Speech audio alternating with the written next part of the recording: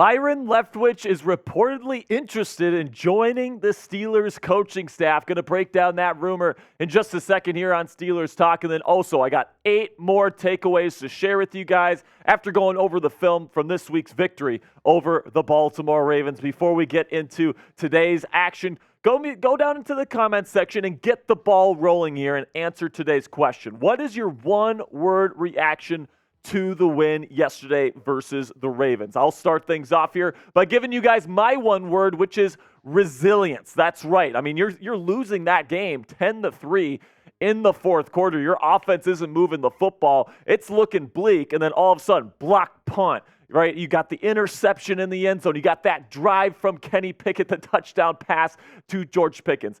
That is exactly what the Pittsburgh Steelers under Mike Tomlin have been. They're an extremely resilient group, and that resilience really showed here in Week 5. Now let's get into the news and rumors of the day, starting with Byron Leftwich, the former offensive coordinator for the Tampa Bay Buccaneers. And according to Mark Kaboly of The Athletic, the Steelers reporter at The Athletic, he says Byron Leftwich has reached out to Mike Tomlin and the Steelers, saying that he's interested in joining the Steelers offensive staff as an assistant. Now, why would Mike Tomlin say no to this, right? You got a former offensive coordinator in this league, a former Super Bowl winning offensive coordinator that's worked with guys like Jameis Winston and, oh yeah, Tom Brady in his time as a coordinator. Take a look at his experience here, man. He was the coordinator for the Buccaneers from 2019 through 2022. Of course, served under Bruce Arians, another one of a former offensive coordinator, former Super Bowl winning offensive coordinator here in Pittsburgh. Of course, won his Super Bowl back in 2020 with the Buccaneers, Tom Brady's first year there with the Buccaneers. And listen, it's not like Byron Leftwich had a great season with the Buccaneers last year, right? That Tampa Bay offense wasn't fantastic by any means. But listen, he's got the connections to the Steelers organization. He's Bruce Arians' guy, and then also he's been a backup quarterback for the Pittsburgh Steelers in the past under Mike Tomlin. So he's got that connection with Mike Tomlin. And if I were Tomlin, I would 100% accept Leftwich's request to join this group here, because I think that if the more interesting offensive minds that you can put together on this staff, you got Matt Canada, who, let's face it, is not an interesting offensive mind. He's pretty darn boring. Then you got Glenn Thomas, somebody that was a college coordinator but didn't have much success. Injecting the mind of Byron Leftwich in here and kind of bring back some of the stuff that worked with Big Ben Roethlisberger in the past under Bruce Arians' regime, I think would be something that would be helpful. And obviously Mike Tomlin doesn't agree with that because he's apparently rejected Leftwich's request here. So it seems like Mike Tomlin likes what he has here, at least for the time being, in Matt Canada. And then if Matt Canada doesn't work out as the offensive coordinator this year, it seems like Tomlin has a good plan B in place that he trusts, whether that's Mike Sullivan, whether that's Glenn Thomas. He feels good about his plan B option right now to comfortably deny the request of a former Super Bowl winning offensive coordinator. I don't think it's necessarily the smartest move. I would bring in Byron if I were Coach T, but let me know what you guys think down there in the comments section. Should the Steelers hire Byron Leftwich as an offensive assistant to the offensive coordinator, Matt Canada? Give me a yes or give me a no, and this is going to be the pinned comment on today's show. So YouTube's going to throw you an ad break here in just a couple of seconds. When that happens, take advantage of that time by giving me a yes or no down there in the comments. All right, so let's go over some takeaways after going over the All-22 yesterday. When I went after the game, I got home, I watched the film, and I got 8 more takeaways that I want to break down with you guys. And this first one really ties back to my one-word reaction to this game of resilience. And that's really that Mike Tomlin's culture is really shining through here in this Week 5 victory, man. It really, really is, because you take a look at some of the numbers for the Pittsburgh Steelers here in 2023 on both sides of the football. Points per game right now, 29th. Yards per game on offense, 30th, right? Sacks allowed, 12th. Giveaways tied for 14th.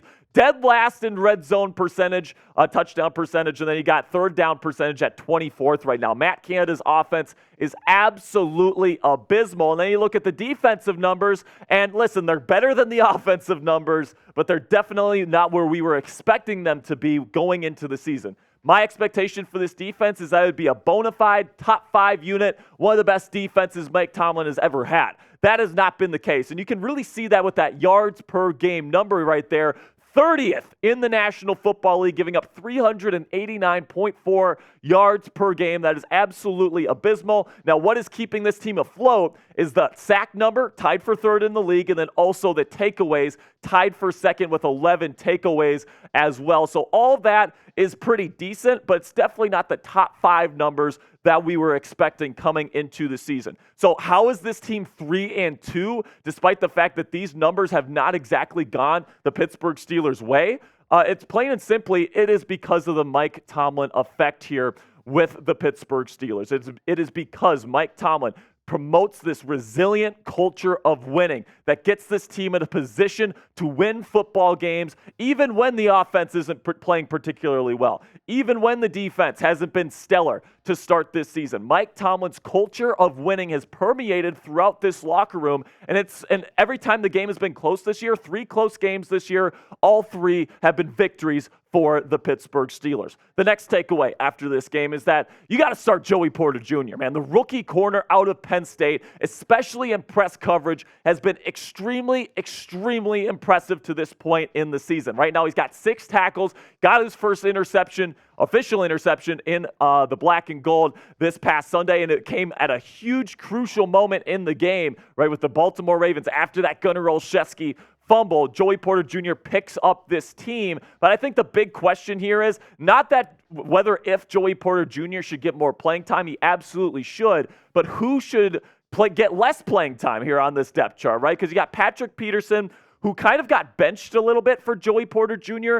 at the end of the game. It was mostly Levi Wallace and JPJ on the field, with Patrick Peterson actually on the sideline. But also Chandon Sullivan is another piece that you could consider giving less playing time to, because you could play Patrick Peterson more in the slot from now on, plug Joey Porter Jr. on the outside to play press, and allow Patrick Peterson to kind of be a roamer in the middle of the defense. I think that's probably what I would do, guys, but let me know what you guys think down there in the comments section. Which corner should be benched in favor of Joey Porter Jr.? Should it be Patrick Peterson, type PP? If you've had enough of Levi Wallace, I know I certainly have, type LW. Or if you think Chandon Sullivan should get a bit less playing time in favor of JPJ, type CS down there in the comments section. I mentioned Gunnar Olszewski's fumble earlier in this game, and it nearly cost the Steelers this football game. Let's just be absolutely honest about that. Gunnar Olszewski's been straight up hot garbage to start this season. They need to cut this guy, plain and simply. The time has come. Multiple fumbles this year, multiple mistakes as a kickoff and punt return man. This guy is terrible at his job, and he needs to be fired. Plain and simply. Straight up Donald Trump this guy. You're fired. See ya, Gunnar. Okay, now we get to Broderick Jones, and he's actually been really impressive. We go to Gunnar, somebody that I absolutely think needs to be cut, to somebody in Broderick Jones who I think needs to start the rest of the season. I think that he showed some really, really good things in his first ever NFL start. He didn't allow much pressure on Kenny Pickett in this football game, which was a huge, huge, huge advantage to what Dan Moore Jr. was giving us, where it was constant pressure. DMJ currently, as we sit right now, is the lowest graded left tackle in the National Football League, and Broderick Jones actually played pretty darn well. So, you drafted this kid in the first round for a reason.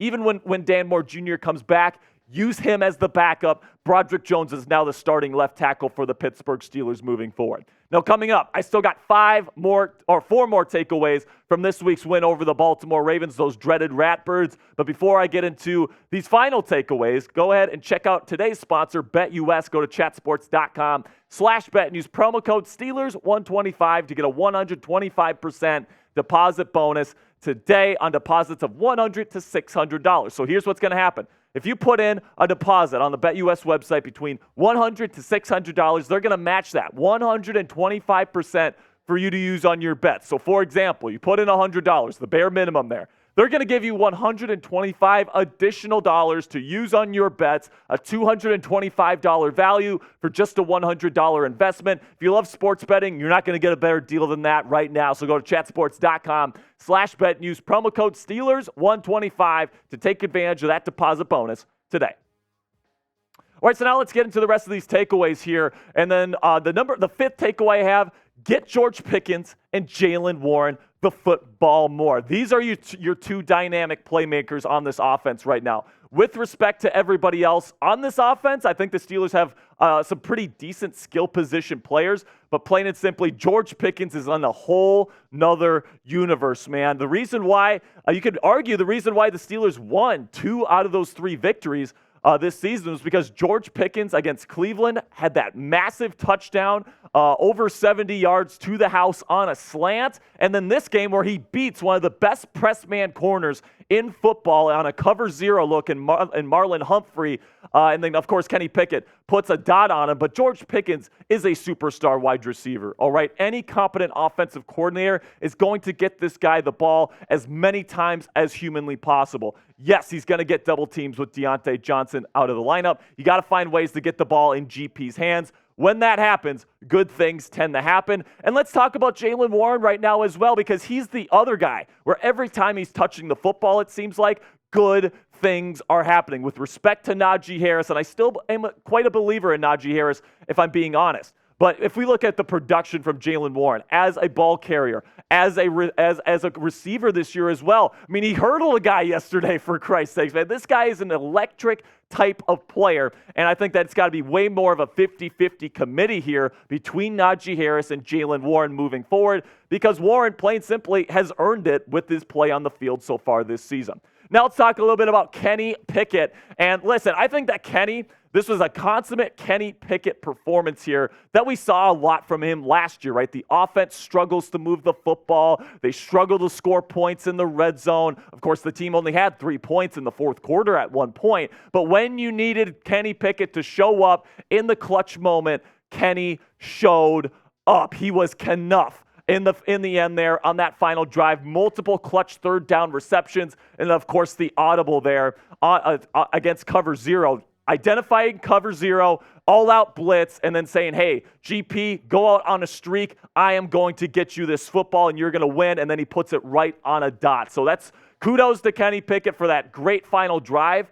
But the overall performance is still not there for Kenny Pickett, right? He's not moving the football effectively. He still didn't complete 60% of his passes in this football game, right? 224 yards and a touchdown, a lot of that in the fourth quarter. I mean, it was kind of a sloppy performance again from Kenny. That's 5 straight weeks in a row now that we haven't seen high-end quarterback play from Kenny Pickett. So I don't think we're going to get anything more and anything less than from Kenny Pickett than what we got from him in his rookie season. I hope I'm wrong. I hope coming out of the bye, Kenny absolutely balls out, and this team is a bona fide playoff team moving forward. But I'm still very concerned about Kenny Pickett moving forward in the long term. He's still leaving clean pockets. He's still having inaccurate passes at times. He's still having trouble getting through a full field progression at times. He still has some of the same big issues that I had with his game last year. But hey, man, if he's going to continue to protect the football and deliver in these clutch moments like he did at the end of last season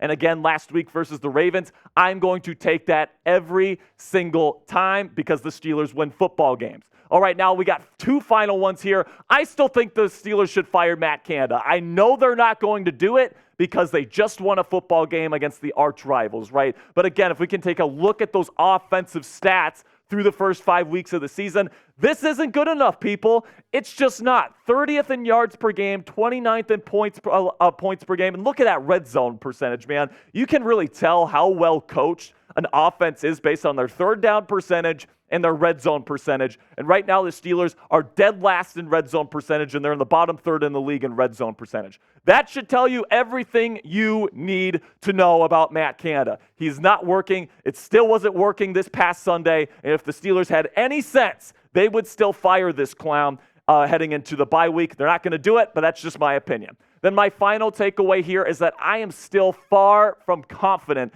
that the Steelers are going to be a playoff contender, let alone a Super Bowl contender. Let's just be completely honest with ourselves to this point. The offense is not working at a level that we want it to be. Plain and simply, I mean, you can look at the 3 wins right now against Cleveland, against Las Vegas, and against Baltimore, and you can argue that our opponents lost those football games, and the Steelers happen to be the beneficiary of that, right? I'm not sure if I can look at any one of those 3 games and say without a doubt the Steelers won those football games, right? These other teams are giving the Steelers chances. They're turning the ball over. They're making big mistakes. Now, sure, the Steelers have some role to play in those mistakes. I'm not saying that they're not. But moving forward into this schedule, man, they're going to be playing some tough teams down the stretch.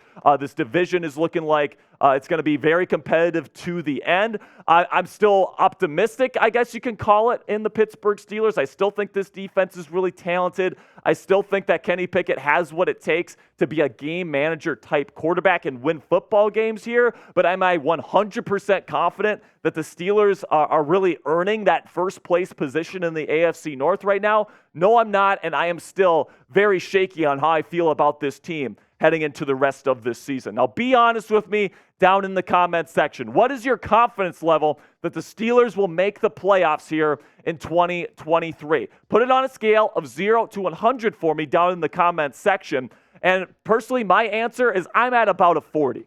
All right, this offense, I think, just plain simply needs to get better if this offense is going to be good enough to make the NFL postseason, particularly in the AFC, which is very crowded, lots of good teams, not only in our own division, but throughout the conference. Lots of good quarterback play. I don't think the Bengals are going to be laid dormant in this division for much longer. I think they're going to go on a nice run, especially as the playoffs approach and Joe Burrow gets more and more healthy. So listen, it's only going to get more difficult from here. However, I do like the culture that Mike Tomlin is establishing here. They're winning those close games. They're making those big plays on defense when they need to. And then Kenny Pickett, as well as making the big plays, those clutch plays to put teams away, which makes me optimistic for the future. But if you're asking me if I feel 100% confident in this team moving forward, I simply can't give you a 100% answer. Now, before I go, I have two last final news items that I want to go with here. Number one, Matt Canada. There's this clip going around with the George Pickens touchdown to take the lead, and the coaching staff in the box is celebrating, and Matt Canada's not celebrating. There's a lot of people that are giving Matt Canada flack for this, and I've been seeing all these comments, and I'm like, this is the thing that people are getting mad for Matt Canada for. This guy is getting ready for a two-point conversion. He understands that Mike Tomlin has already been in his ear, and he says, if we get a touchdown here, we're going for two. That's what this guy is thinking about. He's not thinking about anything else, and I know it's a bad look because all the other coaches are celebrating, and it looks like he's being bitter because for some reason, I've seen a bunch of stuff. He doesn't want Kenny Pickett to succeed. He doesn't want to win. I've seen all these different things on Twitter. It's just not true. Let's stick to the facts here. If it was Mike McDaniel that was like this, or Bill Belichick, right? Bill Belichick never celebrates touchdowns. People say he's stoic. People say that he's locked in. But when it's Matt Canada, I mean, if you have a specific amount of hatred for a person, no matter what they do, they can't do it right. I say let's forget about this, let's move on, and let's criticize this clown for the stuff he deserves to get blamed for. Then also the Steelers added a player to their practice squad today. Kyron Johnson, a former Philadelphia Eagle, was a part of the 53-man roster that made the Super Bowl last year. Good special teams player, really fast. He's a very athletic linebacker. Given the way that the Steelers linebackers have played so far this season, not so great. Maybe Kyron can find his way onto the 53 at some point this year. But I will give the linebackers credit for yesterday's win a little bit. I thought Landon Roberts played a lot better. I thought Cole Holcomb played a lot better. Kwan Alexander had some big-time tackles as well. So I like the addition here of Kyron. Really good practice squad talent, really athletic player, and he might be a nice special teams contributor moving forward. That's going to be it for today's show, guys. Thank you guys so much for your support. Make sure you click that subscribe button for more Steelers news and rumors content throughout the week, 100% free.